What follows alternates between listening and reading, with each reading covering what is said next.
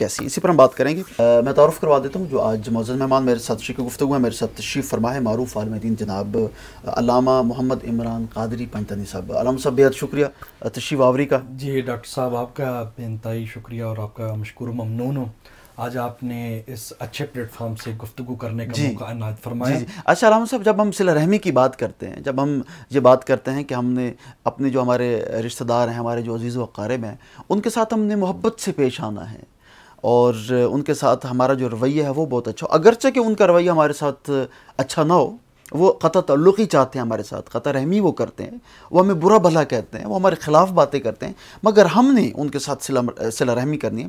حضور صلی اللہ علیہ وسلم کی تعلیمات ہمیں صلہ رحمی کے اعتبار سے کیا کہتی ہیں؟ جی ڈاکٹر صاحب، آپ نے انٹرو میں بڑی ہی خوبصورت بات کی، میں اسی میں دو چیزیں ایڈ کروں گا قرآن حدیث کی روشنی میں۔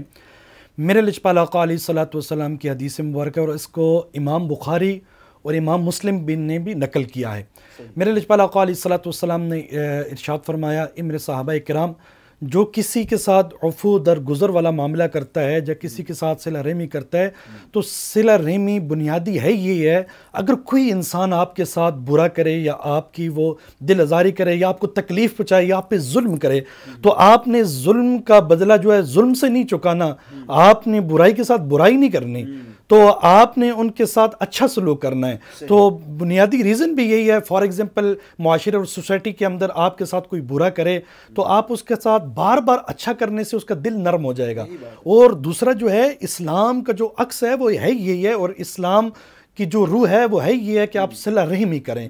جب آپ ڈائریکٹ صلہ رحمی کی طرف آئیں گے تو غیر نان مسلم بھی ہے وہ ڈائریکٹ اسلام کی طرف راغب ہونا شروع کر دے گا۔ بڑی خوبصورت بات۔ اچھا علامہ صاحب، ہمارے ہاں ایک جملہ بولا جاتا ہے ہماری معاشرے کے اندر کہ جی ایسے کو تیسا، جیسا کرو گے ویسا بھرو گے، اور جو قرآن مجید کی جو آیت ہے کہ خذ العفو وأمر بالعرف وأعرض عن الجاہلین، یہ تو اس کی نص قطعی کے بالکل برعکس ہے۔ جی بالکل ڈاکٹر صاحب، آپ نے خوبصورت بات کی۔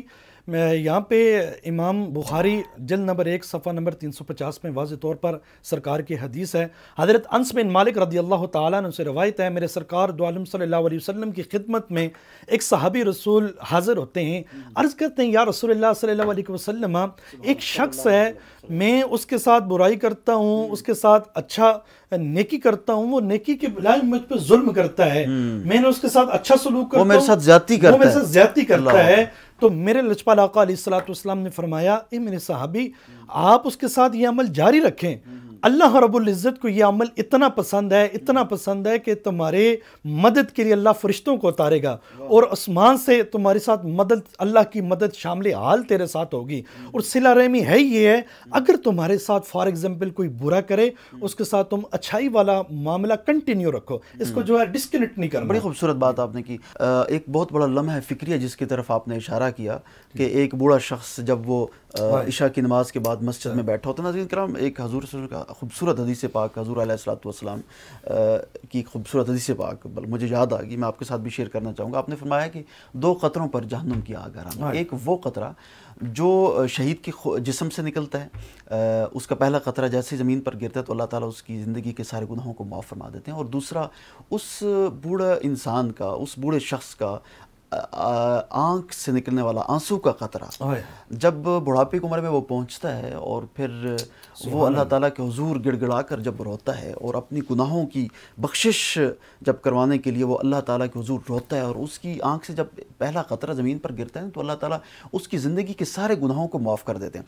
اچھا، یہاں پر ایک بات جو میں اس جو علامہ صاحب نے جو بات کی، جس لمحہ فکری کی طرف اشارہ کیا، وہ میں کرنا چاہوں گا کہ فرشتے جو ہیں نا، وہ اللہ تعالیٰ سے پوچھتے ہیں کہ مولا، یہ تو وہ انسان ہے جس نے ساری زندگی گناہ کیے، یہ وہ انسان ہے جس نے ساری زندگی تیرے احکامات اور تیرے نبی کے احکامات کو پس پش ڈالا ہے، ساری زندگی گناہ کی، اور آج اتنی چھوٹی سی بات کہ ایک آنسو کا قطرہ آیا اور آپ نے اس کو معاف کر دیا اور ساری زندگی کے گناہوں کو ختم کر کے اسے جنت میں داخل کر دیا۔ تو اللہ تعالیٰ ارشاد یہ فرماتے ہیں کہ مجھے اپنے اس بندے کے سفید بالوں پر حیا آ گئی۔ سبحان اللہ، سبحان اللہ۔ ناظرین کرام، آج اپنے خدا کو تو اپنے بندے کے سفید بالوں پر حیا آ جاتا ہے، لیکن آج کے بیٹے کو اپنے باپ کے سفید بالوں پر حیا نہیں آتا۔ یہ ایک لمحہ فکری ہے. بے شک ڈاکٹر صاحب آپ بالکل ٹھیک کہہ رہے ہیں. دیکھیں اس کا جو بنیادی جو ریزن ہے نا ڈاکٹر صاحب، جب بندہ اپنی انا میں آ جاتا ہے، غرور اور تکبر اور گمنڈ اس کے اندر کوٹ کوٹ کے بھرا ہوتا ہے. معاشرے اور سوسائٹی کے اندر آپ بھی ماشاءاللہ بڑا نالج رکھتے ہیں، دیکھتے ہیں، میڈیا سے آپ ریلیٹڈ ہیں، تو ایسا بھی ہوتا ہے کہ بیٹے اپنے والد کا تعارف نہیں کرواتے.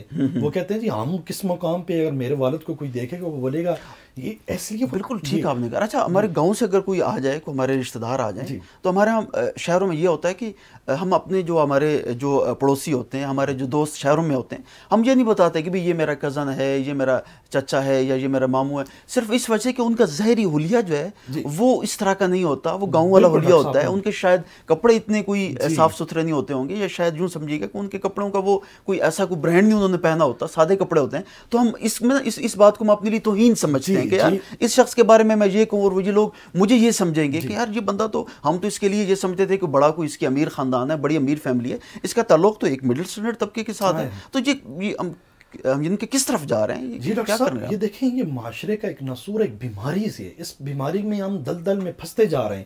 اب دیکھیں غرور اور تکبر اور گمنڈ کے ساتھ اس کا بیسک تعلق ہے. جب میں کہ انسان رٹ لگاتا ہے کہ میں ہی ہر چیز ہوں، اور دوسروں کی عزتوں کو پامال کرنے میں وہ جھجکتا نہیں ہے. حالانکہ اللہ فرماتا ہے جو کسی کی عزت پہ پردہ ڈالتا ہے، اللہ رب العزت اس کی ذات پہ پردہ ڈالتا ہے. جب غرور اور تکبر اور گمنڈ میں سے نکل کے جب وہ سوچے گا کہ معاشرے کے اندر میں نے اس کا شریک، غم میں اس میں شریک ہونا ہے، اس کی خوشی میں شریک ہونا ہے، میں نے اس کی مدد کرنی ہے. اب ہمارا ہاں المیہ یہ ہے ڈاکٹر صاحب، اگر کسی کے فار ایگزامپل کسی کے ہاں فوتگی ہو جاتی ہے تو معاشرے میں لوگوں کو جو ہے نا اپنے جنازہ دفنانے کی نہیں پڑی، تو وہ سوچتا ہے میں کیسے لوگوں کو سنبھالوں گا، لوگ اپنے ہی آ کے شریک بن جاتے ہیں. تو اسی طرح آپ میرے مصطفیٰ کریم کا واضح طور پر اعلان فرمایا. ایک مقام ایسا بھی آیا، میرے مصطفیٰ کریم نے فرمایا میرے مجلس میں بیٹھنے والوں سن لو، اگر کسی نے اپنے رشتہ دار کا دل دکھایا یا کسی سے قطع رحمی جس نے کی ہے، وہ میری مجلس سے اٹھ کے چلا جائے، میرا اس کے ساتھ تعلق نہیں ہے. آپ دیکھیں کہ ہم سب مصطفیٰ کریم کا کلمہ پڑھنے والے ہیں. ایز اے مسلم کمیونٹی ہم نے سوچنا ہے ہم نے دین اسلام سے ہم کتنا دور ہو چکے ہیں. جس مجلس سے میرے مصطفیٰ کریم نے اپنے رشتہ داروں کے ساتھ تعلق جو ہے وہ قطع کرنے سے اپنی مجلس سے اٹھا دیا، تو ہم قبر میں جا کے اپنے مصطفیٰ کریم کو کیا منہ دکھائیں گے؟ بڑی خوبصورت بات آپ نے کیا. ہمارے ساتھ موجود تھے جناب علامہ محمد عمران قادری پنجتنی صاحب، بہت شکریہ آپ تشریف آوری کا. بڑی خوبصورت گفتگو آپ نے کی. بہت ساری ایسی باتیں، بہت ساری ایسے جو میں سمجھتا ہوں کہ ہماری سوسائٹی کے لیے لمحہ فکری ہیں، ان پر آپ نے ان کی طرف توجہ دلائی. بہت شکریہ آپ تشریف آوری کا. ہمارا ٹاپک جس پر ہم نے بات کی، کوشش کی کہ تھوڑے سے وقت میں کوئی ایسی بات کر لی جائے جس سے سننے والوں کے دل پہ ایک ایسا اثر ہو کہ خدا کرے کہ ہماری چھوٹی سی بات اس کی زندگی میں کوئی تبدیلی لے کر آئے. اور ہر روز ایک نئے ٹاپک کے ساتھ آپ کی خدمت میں حاضر ہوتے ہیں. آج علامہ عمران قادری پنجتنی صاحب ہمارے ساتھ تشریف فرماتے. ان کے گفتگو